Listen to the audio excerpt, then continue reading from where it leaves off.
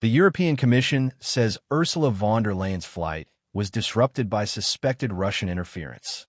Her plane was approaching southern Bulgaria on Sunday when the GPS system suddenly failed. Pilots were forced to rely on paper maps and alternative navigation tools before landing safely at Plovdiv Airport. Brussels described this as a blatant act of Russian interference. Bulgaria's air traffic authority confirmed that the satellite signal guiding the plane had been neutralized, though air control immediately provided backup methods to ensure safety. Moscow denies involvement. Kremlin spokesperson Dmitry Peskov told the Financial Times the reports were incorrect. But European experts say GPS jamming has sharply increased since Russia's invasion of Ukraine in 2022, disrupting thousands of civilian flights.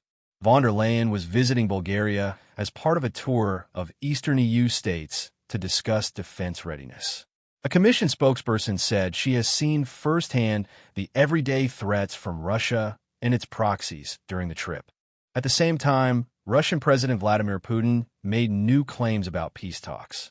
Speaking at a summit in Tianjin, China, he said he reached understandings with Donald Trump during their recent meeting in Alaska.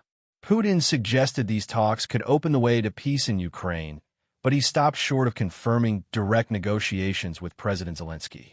Trump has repeatedly set deadlines, saying Putin must agree to talks soon or face consequences. French President Emmanuel Macron went further, warning that if Putin ignores the latest deadline, it will prove he is playing Trump. According to Trump's special envoy Steve Witkoff, Putin tentatively agreed to a framework of security guarantees for Ukraine. This could involve the U.S. and Europe offering NATO-style protection, though without Ukraine formally joining the alliance. Trump has said Ukraine would not be admitted into NATO, but promised Europe and the U.S. would provide good protection. Still, Russia's actions on the ground tell a different story. Just days ago, Moscow launched one of its biggest aerial assaults of the war, firing hundreds of missiles and drones at Kyiv. At least 23 people were killed, and European leaders condemned the attack as proof that Russia is not serious about peace. Meanwhile, Zelensky has rejected proposals for a buffer zone with Russia, calling them a trap designed to weaken Ukraine. He insists that any peace deal must include real security guarantees, not compromises that leave his country vulnerable. Putin, however, continues to frame the war as a response to Western provocation.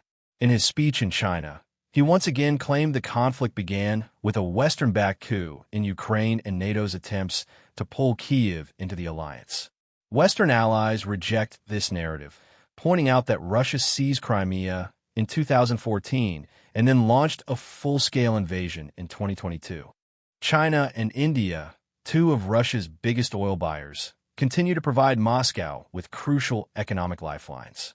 At the summit, Putin thanked Xi Jinping and Narendra Modi for their support, which Western leaders argue is helping sustain Russia's war machine. For Europe, the suspected GPS attack on von der Leyen's plane is just the latest reminder of how far Russia is willing to go to intimidate its opponents.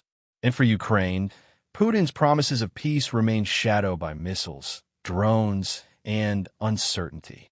The question now is whether Trump's push for a deal will produce real results, or whether deadlines and ultimatums will simply buy Moscow more time on the battlefield.